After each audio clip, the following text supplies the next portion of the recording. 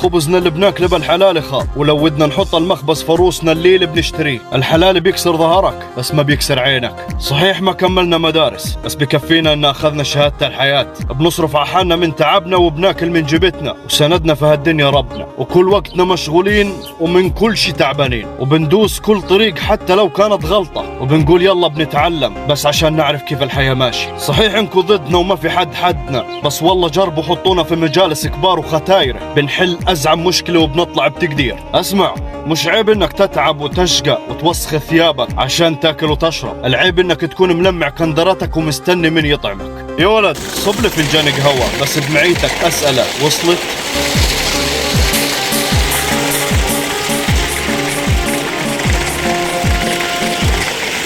عليك على الحوض يا كرم.